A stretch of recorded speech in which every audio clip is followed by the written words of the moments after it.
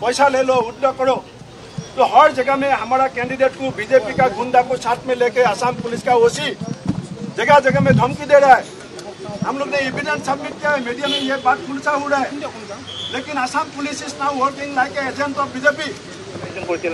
সংবাদমেলৰ আয়োজন কৰি তেওঁলোকে আজি সংবাদমেলৰ পিছতে যি ধৰণে পঞ্চায়ত নিৰ্বাচনত প্ৰাৰ্থীসকলক জোৰ জুলুম কৰি থকাৰ অভিযোগ আনিছিল তাৰ বিপৰীতে আৰক্ষী সঞ্চালক প্ৰধানক অসম আৰক্ষীৰ সঞ্চালক প্ৰধানক এখন লিখিত অভিযোগ দিবৰ কাৰণে আগবাঢ়িছিল আৰু পদব্ৰজে আহিছিল। ৰাজীৱ ভৱনৰ পৰা তেওঁলোকে আৰক্ষী সঞ্চালক প্ৰধানৰ কাৰ্যালয় অসম আৰক্ষীৰ মুখ্য কাৰ্যালয়লৈকে পদব্ৰজে আগবাঢ়িছিল আৰু তাৰ পিছতে এই ধৰণে আৰক্ষীয়ে বাধা প্ৰদান কৰিছে। আৰক্ষী সঞ্চালক প্ৰধানৰ যি মুখ্য কাৰ্যালয় আছে, অসম আৰক্ষীৰ যি মুখ্য কাৰ্যালয় আছে, সেই মুখ্য কাৰ্যালয়ৰ সন্মুখত বাধা প্ৰদান কৰিছিল। তাৰ পিছতে এই টনা আজোৰাৰ দৃশ্য আপোনালোকে দেখিছে, এনেধৰণৰ পৰিৱেশৰ সৃষ্টি হৈছিলে। আৰু তাৰ পিছতে কংগ্ৰেছৰ যিসকল নেতা, বিশেষকৈ প্ৰদেশ কংগ্ৰেছৰ সভাপতি ভূপেন বৰা আৰু সাংসদ প্ৰদ্যুৎ বৰদলৈ তেওঁলোকে প্ৰতিক্ৰিয়া প্ৰকাশ কৰিছে।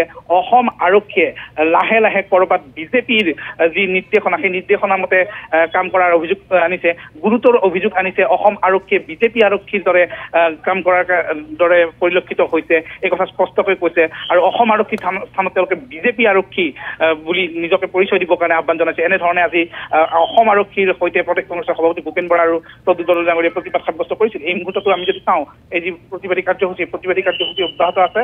আৰু আমি পুনৰ কৈছো, তেওঁলোকে আচলতে আৰক্ষী সঞ্চালক প্ৰধানক সাক্ষাৎ কৰিবলৈ আহিছিল আৰু আৰক্ষী সঞ্চালক প্ৰধানক সাক্ষাৎ কৰিবলৈ অহাৰ সময়তে তেওঁলোকক যি বাধা দিয়া হ'ল, তাৰ পিছতে এইদৰে তেওঁলোকে আচলতে প্ৰতিবাদী যি কাৰ্যসূচী, এই প্ৰতিবাদী কাৰ্যসূচীত অংশ লৈছে।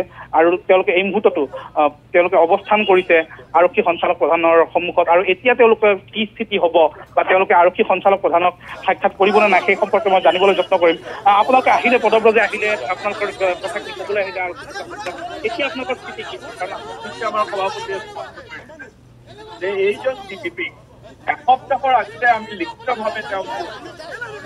আমি লিখিতভাৱে তেওঁক কৈছিলোঁ, স্পেচিফিক উদাহৰণ দিছিলোঁ, কেনেধৰণে পুলিচে কেনেকৈ সন্ত্ৰাসিত কৰিছে আমাৰ কংগ্ৰেছী মানুহক, কেনেকৈ তেওঁলোকে অপহৰণ কৰি দিছে। ৰাতি 1টা বজাৰ পিছত মানুহৰ ঘৰলৈ গৈ পেলাই ঘৰ বেৰি ধৰে পুলিচে। সেই স্পেচিফিক যিজন অফিচাৰ কৰিছিলে, সেইজন অফিচাৰৰ বিৰুদ্ধে যেতিয়া মই ক'লোঁ যে এইজন অফিচাৰে এনেকৈ ৰাতি 1টা বজাৰ পিছত গৈ পেলাই আমাৰ মানুহক সন্ত্ৰাসিত কৰিছে, ডিজিপিয়ে মোলৈ লিখি পেলাই কৈছে যে মই গোটেইখিনি এনকুৱাৰী কৰিম আৰু মই আশ্বাস দিব পাৰোঁ নিৰপেক্ষভাৱে কৰিম।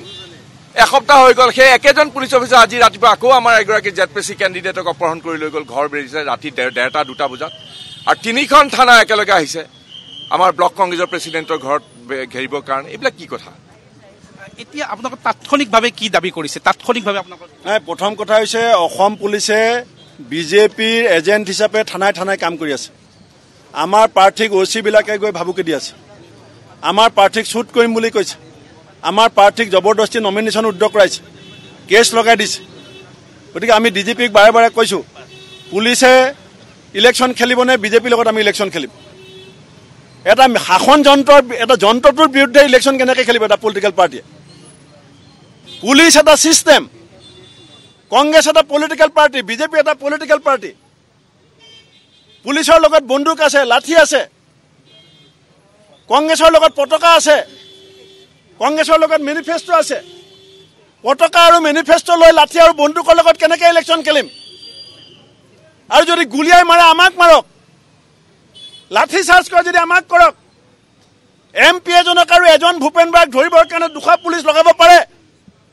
তে হিমন্ত বিশ্বৰ যদি ইমান জনপ্ৰিয়তা আছে, হিমন্ত বিশ্ব শৰ্মাক যদি অসমৰ মানুহে ইমান ভাল পায়, পঞ্চায়তত কংগ্ৰেছৰ মুখামুখি হ'বলৈ কিয় ভয় কৰিছে?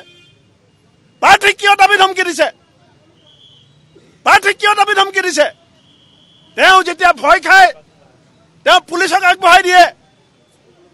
তেওঁ ভয় খাইছে, তেওঁ গম পাইছে দিলীপ শইকীয়াই তেওঁ চকী জোকাৰি দিছে। তেওঁ এতিয়া ভাবিছে যে হিন্দু হিন্দু কৈ থাকে, হিন্দু এলেকাত যদি বিজেপি হাৰে তেওঁৰ চকী হিলি যাব। সেইকাৰণে সেই এলেকাবিলাকত আমাৰ প্ৰাৰ্থীবিলাকক ভয় ভাবুকি দি তেওঁলোকে আনকণ্টেষ্ট হ'ব বিচাৰিছে। এই কথা মানি লোৱা নহ'ব আৰু DGPয়ে ইয়াৰ প্ৰতিশ্ৰুতি দিব লাগিব, নহ'লে যি হ'ব হ'ব। মই জানো পুলিচৰ নলকিট গুলি আছে, সেই গুলি যদি মোৰ কপালত লিখা আছে ইয়াত ফুটিব, কিন্তু DGPয়ে লগ নকৰালৈকে নাযাওঁ ইয়াৰ পৰা।